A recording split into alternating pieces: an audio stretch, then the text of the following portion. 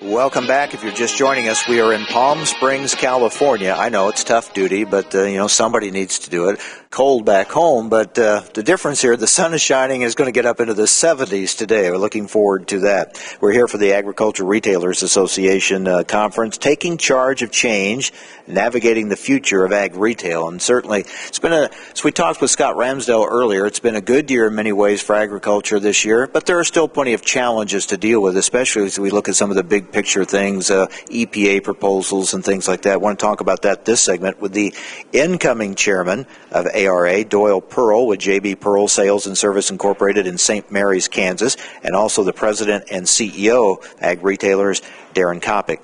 Doyle, I'll start with you. You were nodding your head yes when I said it's been a pretty good year this past year for agriculture. It really has. The crop prices are good, and we've had a great fall.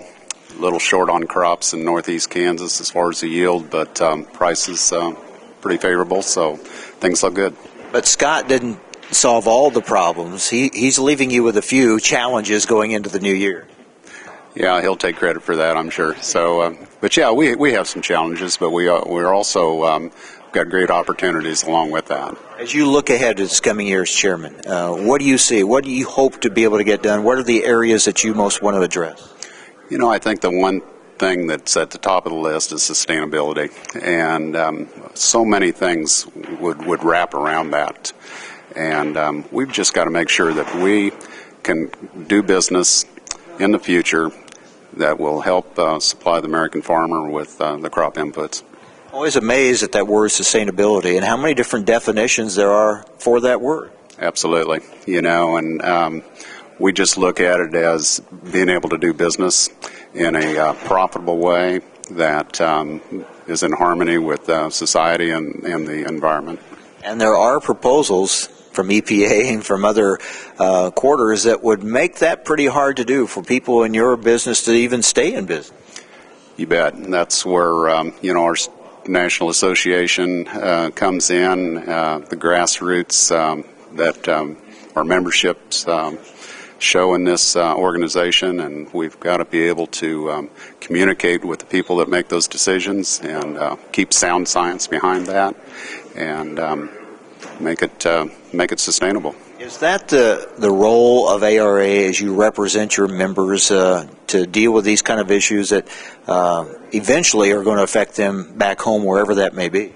Yes, it is. We've got a great staff, and they are really in tune and do a tremendous job in Washington, D.C. with the on the Hill, and then also with EPA and the regulators. Let's bring in the head of that staff, Daren Coppock, President and CEO of the Ag Retailers Association. Feels a little different now than a year ago when you were just starting, really, when we were at this meeting. You've got a year under your belt. Has to feel a little more comfortable. Oh, it does. It's a great group to work with. I've had a blast this past year getting to know the industry, getting to know the players, traveling out to some of the state meetings, making some member calls, and spending some time in their businesses. That's been really rewarding, and it helps me carry the message back to Washington. You hear about people getting pulled over for DOT violations because their window washer fluid was empty. Just ridiculous things like that regulators are doing to small businesses. And if you can share anecdotal stories like that with people on the Hill or with some of the policy people at the agencies, occasionally their eyes will light up and say, wait a minute, that's wrong, we need to fix that. The general session is about to start in the room right behind us. Hope it doesn't start early. Since I'm co-moderating, I need to kind of be there for when it starts. So as soon as our broadcast is over, I'll be running in there. But during the course of this meeting, you're going to give kind of a state of the industry message. What will the message say? What is the state of the ag retail industry right now? Well, I think we're in good shape. There's a lot of change going on, as there is everywhere. A lot of people are talking about consolidation within the retailers themselves, within suppliers, growers getting larger and fewer of them in some cases. So there's a lot of change going on from a structural point of view, but as Doyle pointed out, it's been a pretty positive year. People kind of compare it to 2008 and say, boy, as long as we're not riding that fertilizer roller coaster like we were then, we're in better shape. So a lot of good things going on. And we had a strategic planning retreat with our board this summer in August and really set, I think, some compelling direction for the next 5 years. And so what I'm talking with the group today, we'll spend quite a bit of time on what that is and where we want to go. Now, let's talk a little bit about that. I mean, you mentioned roller coaster. It's certainly been that. The concern for farmers, even those that enjoy higher commodity prices, they'll quickly point, well, yeah, but there are higher costs that go along with producing that crop, and if that commodity price drops at all, which we've seen in the past, it can drop quicker than input prices. That leaves them in a bind, and of course, if they're in a bind, then eventually that's going to cause problems for the ag retailer. How do we address that? Well, I think a lot of people are now talking about risk management and what kinds of tools can we use to get at that. And so ARA about a year and a half ago rolled out a contract template for fertilizer purchases, which a number of our members are using, either using our contract or using one of theirs that's very similar. Not everybody's there yet. There are some competitive reasons why some think that, if my competitor's not going to require customers to do that, I can't do that either.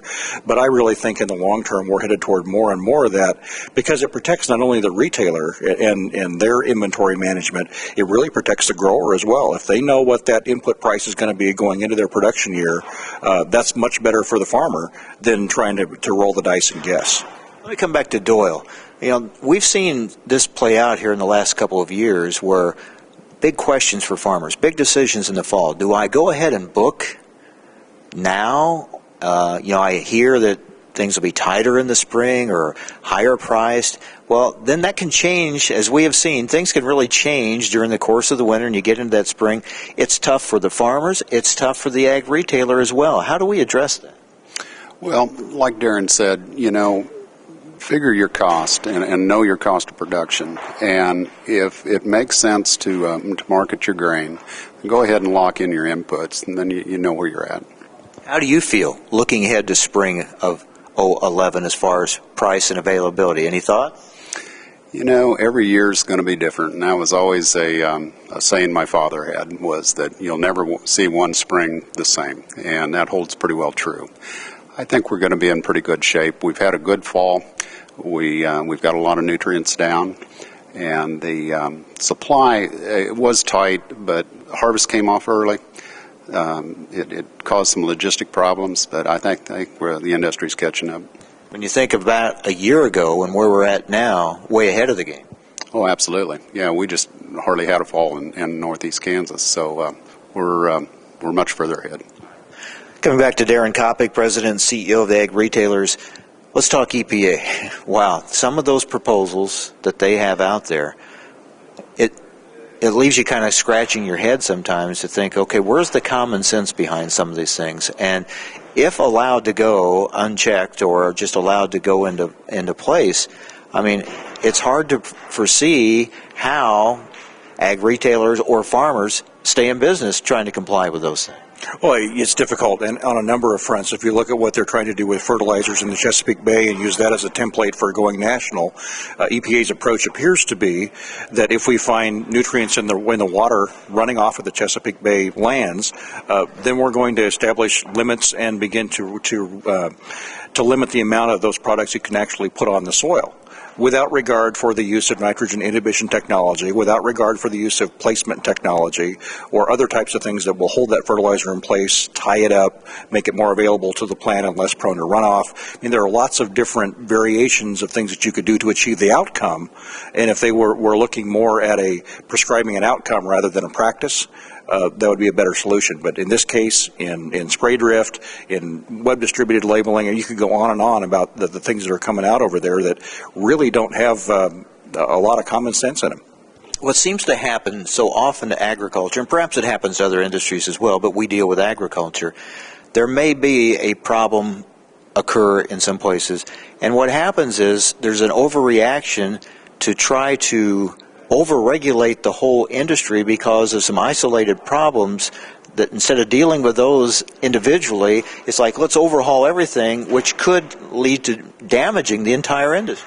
Right. The funniest example I've ever heard about that was a spoof, but it was one that the Capitol Steps Entertainment Group in Washington did, and they said that because the terrorist with the underwear bomb sat in seat 19F on the airplane, we're going to take 19F out of every one of our airplanes and nobody's going to have that seat anymore. I mean, that sounds ridiculous, and it is, but frequently that is the case, where we're going to try to solve every single problem with a prescriptive regulation, understanding that one size doesn't fit all. And sometimes you I mean, when you first hear about some of these proposals, you laugh, and then you realize, wait a minute, they're serious about this, and dust being one of them. Oh, that's a really strange one, especially in the drier parts of the western United States. If they drop the standard for dust to the level they're talking about, which I think is almost from 65 micrograms to 15, if I remember the numbers correctly, you couldn't drive down a dirt road and meet that standard. It would totally shut down agriculture and anything else that operates out in the open in the western United States. We look at proposals as far as, on nozzles, spray drift, things like that. How do you go in and talk to these people in Washington and say, we have to have some kind of balance here? Well, it's excuse me. It's been a challenging conversation in some ways because, like on the web distributed labeling idea, EPA hasn't really wanted to listen to the points of view that we've offered, and we've tried to do that. On spray drift, the technology is one piece of it. The new nozzles and modulating pressure and variable rates is one piece of it. But I think the bigger question is EPA's approach of changing what spray drift is. Under FIFRA, it's if something actually drifts off target and causes damage, so something you can see and probably even measure. What they're talking about in their new guidance is if it could have caused drift. And you can imagine what kind of a heyday that would be for the trial lawyers. All right, we are in Palm Springs, California for the ARA conference, and we are talking with the president and CEO of the Ag Retailers, Daren Coppock, and the incoming chair, Doyle. We'll take a break, come back, get some final comments from each of them. And also coming up, we'll be hearing from Vern Hawkins, North American president for Syngenta, talking about atrazine. That's all coming up. Stay with us. This is AgriTalk.